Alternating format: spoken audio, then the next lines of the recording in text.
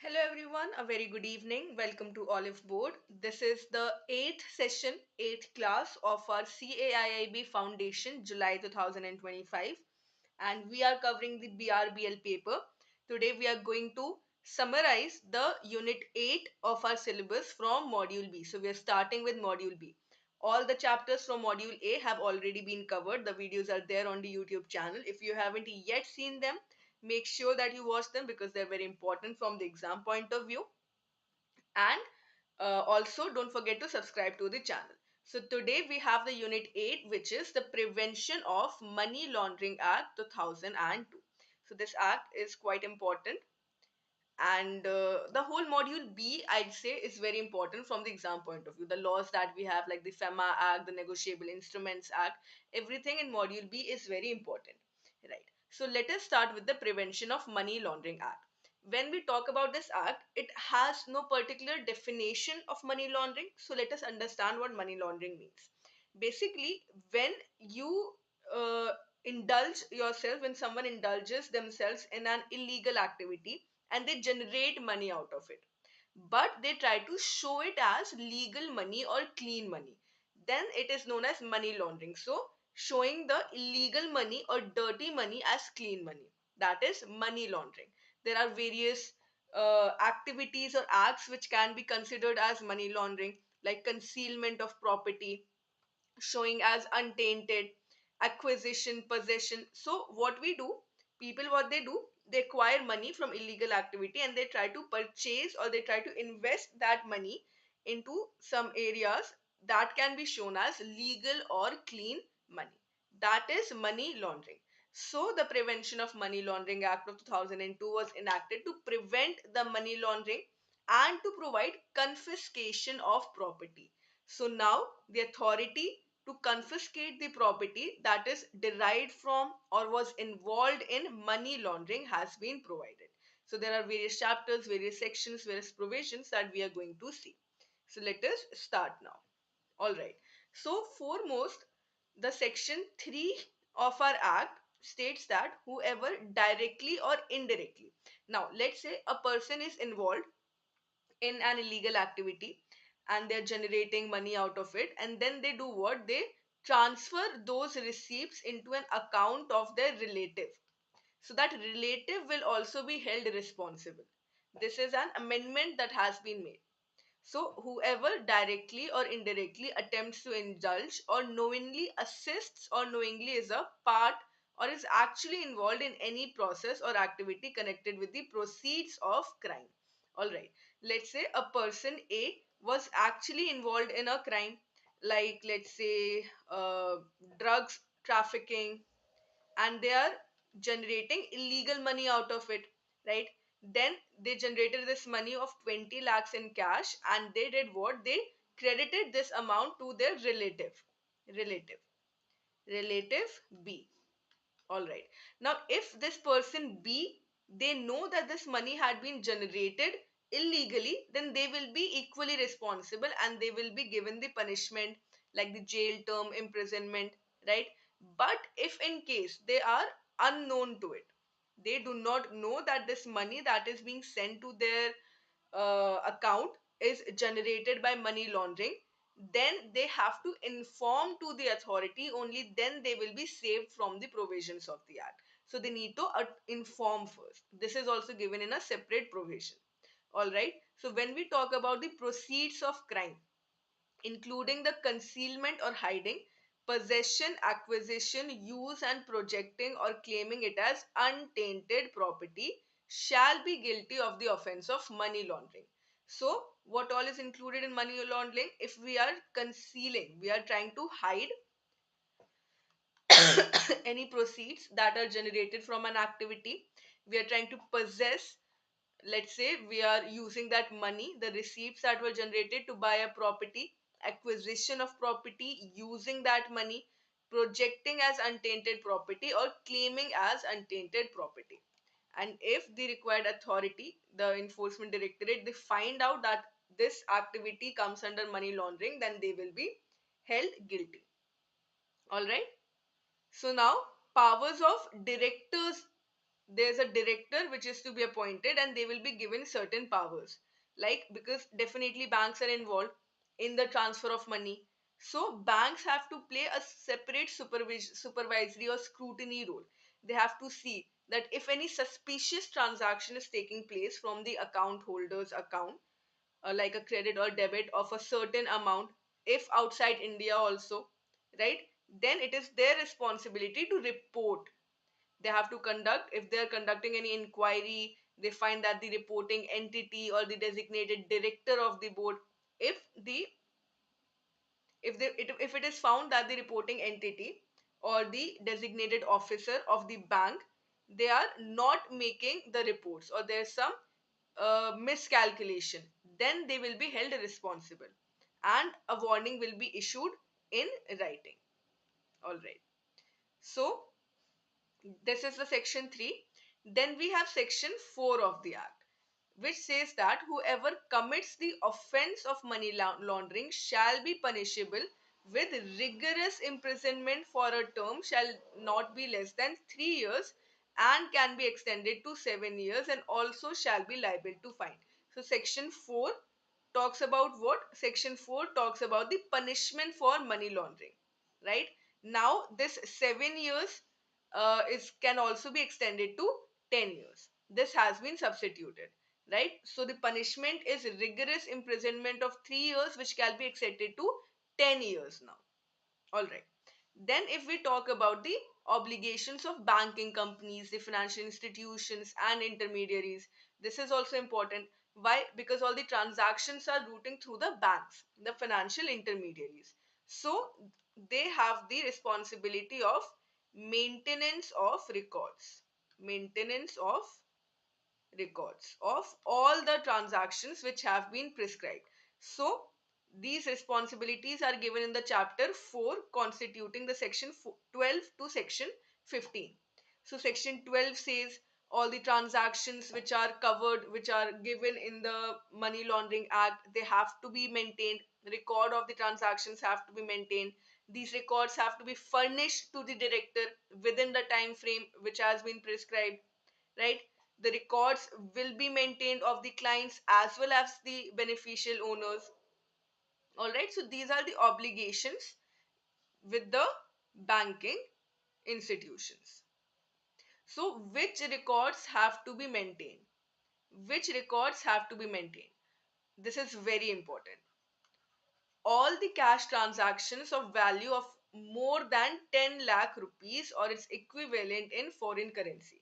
So if any customer of the bank, or if any transaction that is of the cash transaction is made and the value of this transaction is more than 10 lakh, then the record will have to be maintained. Then all the series of cash transactions which are less than 10 lakh, which are not 10 lakh, but they amount or aggregate to 10 lakh within a month. So valued below 10 lakh or its equivalent, but such transactions have taken place within a month and the monthly aggregate exceeds an amount of 10 lakh. So either one transaction is more than rupees 10 lakh, or all the transactions that have taken place within a month, the aggregate exceeds the amount of rupees 10 lakh. All right. Then all the transactions where forged or counterfeit currency notes or bank notes have been used as genuine. If the person involved, they are using counterfeit notes or forged notes, where any forgery of a valuable security or a document has taken place facilitating the transactions, then also the records will be maintained and furnished. All the suspicious transactions, whether or not made in cash. Now, if the bank officers or the reporting entity, they are doubtful, they have a doubt that this person might be involved, this person has a past record of some illegal activity, so they might be involved in the money laundering activity as well. So all the suspicious transactions will also be reported, whether or not made in cash. Then all the cross-border wire transfers of more than 5 lakh rupees or their equivalent in foreign currency, whether where either the origin or destination of fund is in India. So cross-border wire transactions of more than rupees 5 lakhs, and all the purchase and sale by any person of the immovable property valued at 50 lakh rupees or more. So these are the transactions wherein reporting has been made mandatory. So if the transaction is of cash of more than 10 lakh, or the aggregate of all the values within a month is more than 10 lakh, suspicious transactions, counterfeit notes, cross-border immovable property valued at 50 lakh rupees. So this is very important. All of these points are important. Then if we talk about the form in which these records will be maintained, the information which is maintained, the procedure, then as per the requirements of Rule 6, the information as to the transaction should be maintained in hard and soft copies in accordance with the procedure and manner which is specified by RBI or SEBI. So when we talk about these transactions, the records, the transactions will include the nature of the transaction, whether it is made by payment order, cashier's check, demand draft, internet transfer, or any other mode. Then the amount of the transaction and the currency in which it was denominated, whether in rupees or the equivalent foreign currency, the date on which the transaction was conducted, and the parties to the transaction. The beneficiaries details will also be included. So these information will be contained in the records. The records will be maintained in the hard as well as soft copy. Then we have the rule 8, which talks about the procedure by which the information will be furnished to the director. So the principal officer of a reporting entity shall furnish the information that we have just discussed under the rule 3 every month to the director by 15th day of the succeeding month. So if we are talking about all the transactions that are happening in the month of March, then by 15th April all of these transactions which have been given in the rule 3 will have to be furnished to the director. Then the principal officer of the reporting entity shall furnish the information promptly in writing or by fax or by electronic mail to all to respect of the clause D of rule 3 in not less than not more than 7 working days. So clause D talks about where the transactions are suspicious. Doesn't matter if the transactions are made in cash or not. If the transactions are suspicious, then within 7 working days, the report will be furnished to the director. Then the information referred to the clause F every quarter. So the clause F, which talks about the immovable property, all the sale and purchase by any person of the immovable property valued at 50 lakh rupees or more will be furnished in the by the 15th day of the month succeeding the quarter. And if there is a delay in the furnishing of information, delay of each day in not reporting a transaction, or dealing of each day in rectifying a misreported transaction beyond the time limit, will constitute a separate violation. So it is the responsibility of the reporting entity, of the principal officer, that they furnish the information, they furnish the record to the director within the stipulated time. Now, what is the time period for which the records will be maintained? So the time period is given as 5 years. The records relating to the identity of the clients shall be maintained for a period of 5 years from the date of cessation of the transactions between the client and the banking company. If the account is closed or when the transaction has happened, then from that day till 5 years, the records will be maintained. Now, why the records have to be maintained for the identity of clients? It is for the due diligence.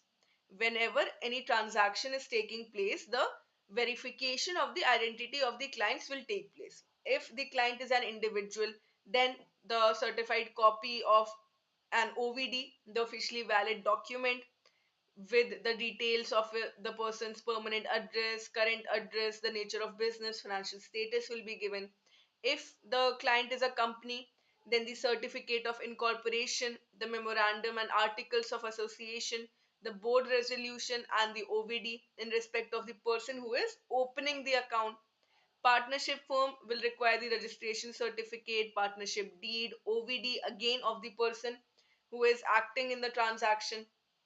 Similarly, trust will require the registration certificate, trust deed, and OVD, and unincorporated association will require the resolution, the power of attorney granted to the person, and the information that the bank may require.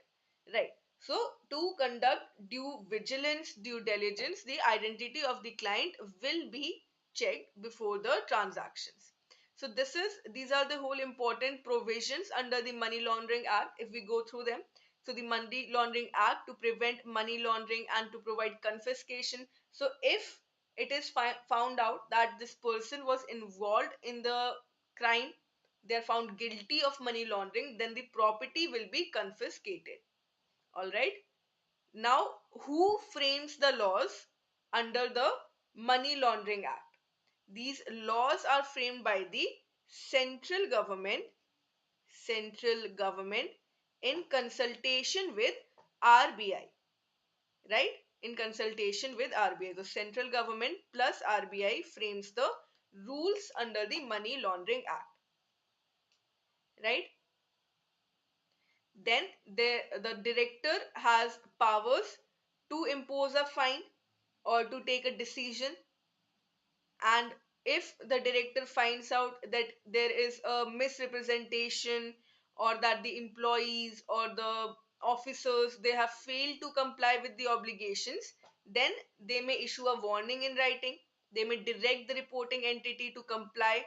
They may direct the reporting entity to send reports at such interval which is required, or they can also levy a fine on such reporting entity, and this fine shall not be less than rupees 10,000, and it may extend to 1 lakh rupees for each failure that is made in the reporting. Right? So these are all the provisions of money laundering.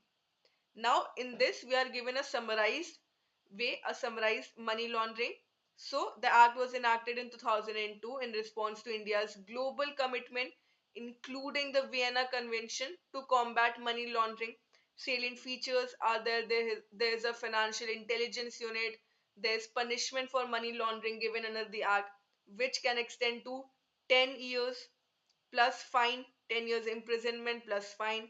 There's the adjudicating authority, then the burden of proof lies, and the special court. These are the various features. So, what are the powers given under the PMLA? To confiscate the property earned from the illegally gained proceeds, to appoint the adjudicating authority and appellate tribunal to deal with the matters connected with money laundering, act with the concept of reporting entity, which will include the banking company, financial institution, and intermediary. So, this reporting entity will be the banking company, financial institution, or intermediary. Then the appellate tribunal will consist of chairperson plus two other members, and their function will be to hear appeal against the adjudicating authority and the authorities under the PMLA. Right? Who is acting, who is mandated to enforce the PMLA? The Enforcement Directorate, which was established in 1956 and headquartered in New Delhi. All right, so this is a summarized way of the Prevention of Money Laundering Act. All right, so we have covered all the important points. Then there are certain cases pertaining to the act in which the decisions were given either in favor or against the reporting entity or against the person who was involved in money laundering. Cases like the Rose Valley money laundering case, the Galaxy Impex money laundering case. So just go through these cases so that you can have a clear understanding of the whole act. All right. So that is all. We have summarized the money laundering act, and this is only a summary. I've only mentioned the important sections, what are the meaning of the terms. When you study this chapter in detail, it is very important that you give special emphasis on these topics, but you also study them in detail. So if you want to study these topics in detail, you can always refer to the courses which are available for you, the details of which are given in the description box, and you can access them. And apart from that, if you want to download the PDF, that is also available. You can download it from the link that is given. And if you have any doubt, any query, you can reach out in the comment section. So that is all for today. Thank you so much for attending. I hope everything was clear. If you have any doubts, please feel free to ask. Now I will meet you again in the next session with the next chapter from module B. Till then, all the best and